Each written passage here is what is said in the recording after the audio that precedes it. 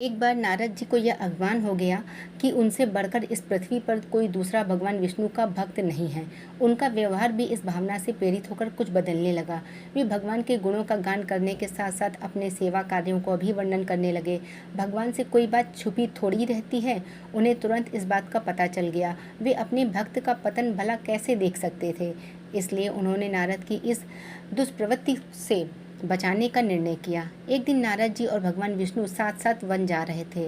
अचानक विष्णु जी एक वृक्ष के नीचे थक कर बैठ गए और बोले, भाई नारद जी, हम तो थक गए हैं, प्यास भी लगी है, कहीं से पानी मिल जाए तो ले आओ। हमसे तो प्यास के मारे चला नहीं जा रहा, हमारा गला सूख रहा है। यह सुनकर नारद जी तुरंत सावधान हो गए। उनके होते हुए भगवान भला प्यासे रहें। वे बोले, भगवान अभी लाया, आप थोड़ी देर प्रतीक्षा करें। नारद जी एक और दौड़ लिए। उनके जाते ही भगवान मुस्कुराए और अपनी माया को नारद जी को सत्य के मार्ग पर लाने का आदेश दिया। माया शुरू हो गई। नारद जी थोड़ी दूर ही गए थे तो उन्होंने देखा एक गांव दिखाई पड़ा, जिसके बाहर कुएं पर कुछ युवा स्त्रियां पानी भर रही थीं। कुएं के पास जब वे पहुँचे तो एक कन्या को देखकर अपनी सुध-बुध खो बैठे, बस उसे ही निहारने लगे। वह यह भूल गए कि भगवान के लिए पानी लेने आए थे। कन्या भी नारद जी की भावना समझ गई। वह जल्दी जल्दी जल से घड़ा भरकर अपनी सहेलियों को पीछे छोड़कर घर की ओर लपकी। नारद जी उसके पीछे हो लिए। कन्या तो घर के अंदर चली गई, लेकिन नारद जी ने द्वार पर खड़े होकर नारायण नारायण का अलख जगाया। गृह स्वामी नारायण का नाम सुनकर बाहर आए और उन्होंने नारद जी को घर के अंदर ले गए और उनके हाथ पैर धोकर स्वच्छ आसन बिठाया तथा उनकी सेवा सत्कार में कोई कमी न छोड़ी। उनके आगमन से अपने को धन्य बताते हुए गृह स्वामी ने अपने योग सेवा के लिए आग्रह किया। नारद जी बोले, आपके घर में जो आपकी कन्या जल का घड़ा लेकर अभी अभी आई है, मैं उससे विवाह करना चाहता हूँ। नारद जी की बात सुनकर गृह स्वामी एकदम चकित रह गया, लेकिन उसे प्रसन्नता भी हुई कि मेरी कन्या को एक ऐसा महान योगी तथा संत के पास जाएगी। उसने स्वीकृति प्रदान कर दी और नारद जी को अपने घर में ही रख लिया।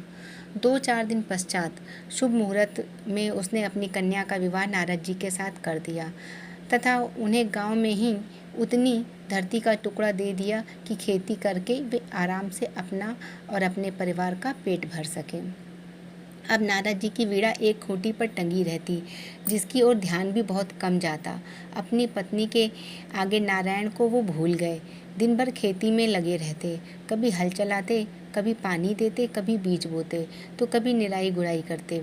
जैसे जैसे पौधे बढ़ते, उनकी प्रसन्नता का पारावार न रहता। फसलें वर्ष भर पकती कटती, अनाज से अनेक कोठार भर जाते। नारद जी गांव के एक संपन्न किसान माने जाने लगे। वर्ष दर वर्ष बीतते चले गए। नारद जी की गृहस्थी आगे बढ़ती चली गई। 3-4 लड़के लड़कियां भी हो गए। अब नारद जी को एक क्षण भी फुर्सत नहीं मिलती। वे हर समय बच्चों के पालन पोषण तथा पढ़ाई लिखाई में लगे रहते थे अथवा खेत के काम में रहते थे। अचानक एक बार तेज बारिश हुई, जिसने कि कई दिनों तक बंद होने का नाम ही नहीं लिया। बादलों की गरज और बिजली की कड़क ने सबके हृदय में भय उत्पन्न कर दिया। मूसलाधार वर्षा ने गांव के पास बहने वाली नदी में बाढ़ की स्थिति पैदा कर दी। चारों ओर पानी ही पानी हो गया। कच्चे मकान सब ढहने लगे, घर का सामान बह गया, पशु भी डूब गए, उसमें कई व्यक्ति जो है मर भी गए। गांव में त्राही त्राही मच गई। नारद अब क्या करें। उन्होंने भी घर में जो थोड़ा कीमती सामान बचा था उसकी गठरी बांधी। अपनी पत्नी और तथा बच्चों को लेकर जान बचाने के लिए पानी में से होते बाहर निकलने लगे। नारद जी बगल में गठरी थामे, एक हाथ से एक बच्चे को पकड़े, दूसरे हाथ से अपनी पत्नी को संभालते हुए, पत्नी भी एक बच्चे को गोद में और एक को हाथ पकड़े धीरे धीरे बढ़ने लगी। पानी का बहाव अत्यंत तेज था। यह भी पता नहीं चल रहा था कहाँ गड्ढा है कहाँ टीला। अचानक नारद जी ने ठोकर खाई, गठरी बगल से निकलकर बह गई। नारद जी गठरी कैसे पकड़ते, दोनों हाथ तो घिरे थे। मन में सोचकर सोचा फिर कमा लेंगे। कुछ दूर जाने के बाद पत्नी भी एक गड्ढे में गिर पड़ी और गोद का बच्चा भी बह गया। पत्नी बहुत रोई, लेकिन क्या हो सकता था। धीरे धीरे और 2 बच्चे भी पानी में बह गए। उन्होंने बहुत कोशिश की बचाने की, लेकिन कुछ ना हो सका।